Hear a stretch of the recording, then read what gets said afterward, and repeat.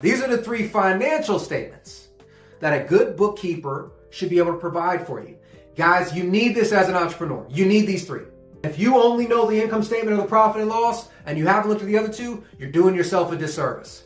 You don't know the whole picture about your company. So what do each of these represent? That income statement, just like we talked about. Income, we have our cost of sale, we have our gross profit, we have our expenses. What does that measure? What does that tell you? That tells you your efficiency. How efficient am I before I earn my dollar? How efficient am I after I earn my dollar? That's what that statement does for you. The next one is the balance sheet. The balance sheet tells you, am I healthy, right? Do I have too much debt? Do I have so much debt that I can't pay it off in the next 12 months? Am I using only debt to actually fund the company? The balance sheet can tell you that. There's a lot of people who say, you know what, I need marketing dollars, so you know what I'm gonna do?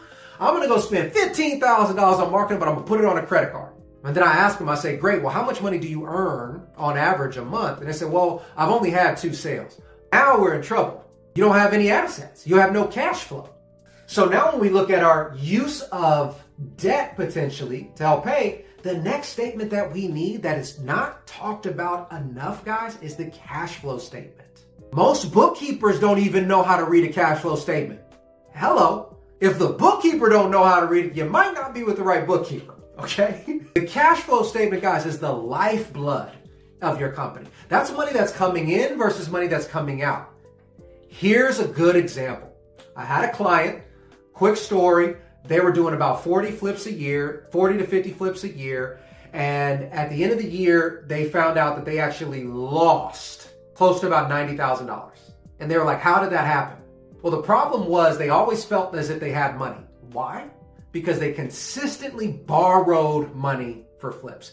They borrowed so much money that they were using the borrowed money to pay down other expenses, even though they thought they had cash. But they never reviewed the cash flow statement. At the end of the day, when they saw the cash flow statement, they saw that their operations was bringing in hardly anything.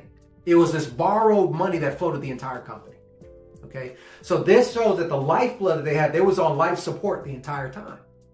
They weren't doing enough exercise and eating right to actually support everything. They were just filling it all with supplements that ended up catching them in the end. This is the same thing for our business that we need to understand. How do we read that? So now that we have that good understanding there, the next question typically is, what is the best software? So ultimately, guys, we'll leave this one pretty straightforward. With software, there's a ton of different accounting softwares out there. There is a ton. You could probably throw a rock and hit something new almost every week. Here is my general rule of thumb. If we're going to use a software, just understand this. The bookkeeper that we use may not be the bookkeeper that we use forever. We may grow to a point where we may want to hire our own bookkeeper. Maybe it's a virtual assistant, or the company has grown enough where we're like, you know what, I just need somebody full-time that only answers to me. And because there's a lot of flexibility with who the bookkeeper can be, we want to make sure that we pick a software that is universally understood. That way we don't have to change software programs if we change bookkeepers. Okay? My recommendation is always to use QuickBooks. Now, it's just my recommendation. That's what my company uses, is what we use for our bookkeeping services. The reason why is because QuickBooks is one of the most universally understood and known across the globe. It has the most accessible training, and it has several different certifications to teach individuals how to use QuickBooks. Now, Xero is another good one that has a lot of data, but Xero is, again, not as well known as QuickBooks. Now, you're going to see a whole bunch of Sage, FreshBooks. You're going to see some for real estate specific, like Stessa and things of that nature. You're also going to see property management softwares that claim to be accounting softwares. In reality, all of those have limitations. All of them do, okay?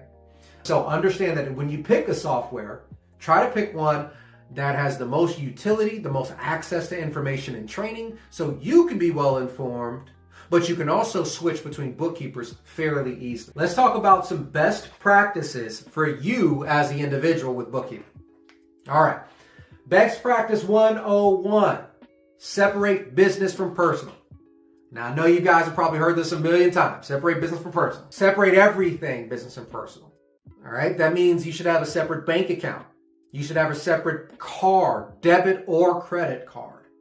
All right, Every single transaction that you do for business needs to be done through that business profile, that business account, card, so forth and so on. You keep everything else separate. That's personal. There is a proper way to allow personal expenses to be used for business and that and the third. But if you do not understand that proper way, keep everything separate. That's 101. That's going to make the bookkeeping also a lot easier. Because now as the bookkeeper is going through and they see a charge for, let's just say, Home Depot, as an example. You may have went to Home Depot to buy supplies for the company, to build a new sign, to do an open house, I don't know, it doesn't matter. But then you may have also went to Home Depot on your personal card for something personal. Well, bookkeepers like to set up automatic rules. And so now they could put an automatic rule. Anytime you see Home Depot, it automatically goes to supplies. Well, if you're not on top of it, you're using the same credit card, you go to Home Depot and swipe it personal, and now all of a sudden this automatic rule is continuously going. Before you know it, you're going to take an expense of however many dollars more than you should have. IRS audit potential is going to screw you over in the end. All right. So keeping business separate from personal is always recommended. Providing source documentation ASAP. Source documentation is, here is my receipt. Here is my invoice. Here is the HUD statement. Here is the check. Here is the bank statement. Here's the mortgage statement. All of those are source documents. Bookkeeping loves to try to reconcile monthly, meaning we want to make sure you understand what your business is doing every single month. The problem is, let's just say your your credit card statement. You don't get your credit card statement until the 12th of every month, just because that's how it falls. Well, you get that on the 12th. Once you turn it into the bookkeeper, they need a couple days to reconcile it. All right. So they may not have it ready till the 17th or the 19th. Well, now if you think about it, the 19th of, let's use this month, July, if they don't have it reconciled on the 19th of July, that is for the month of June.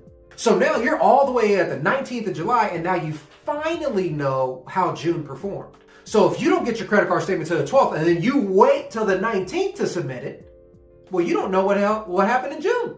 So the best practice is as always, as soon as you get source documentation, you send it over immediately to the bookkeeper to give them a couple days that they need. But that way you have the most accurate information. And then lastly, guys, regular financial review. So get those 3 financial statements that we talked about. Review them for variations. What is different about it this month from last month? This quarter from last quarter, right? All of that stuff. And use your bookkeeper. That's what they're there for. Have them help you say, hey, you know what? This is different now. This has changed. This is not the same. And then have the bookkeeper go back and identify what was the cause. So was it a random expense to a random vendor that I've never used before? I always go to Home Depot. All of a sudden I see a Lowe's charge for $3,000 more than what I usually spend. What happened? And just being able to go back and have that conversation with yourself. What happened? Was it a gut instinct I had and I just swiped the card? Was it a knee-jerk reaction? Was it emotional based? Having that understanding will give you so much insight about how you manage your own money that doing this just for a few months consecutively is going to give you so much more power and control over the money, like we talked about, to make it more of a servant instead of your master.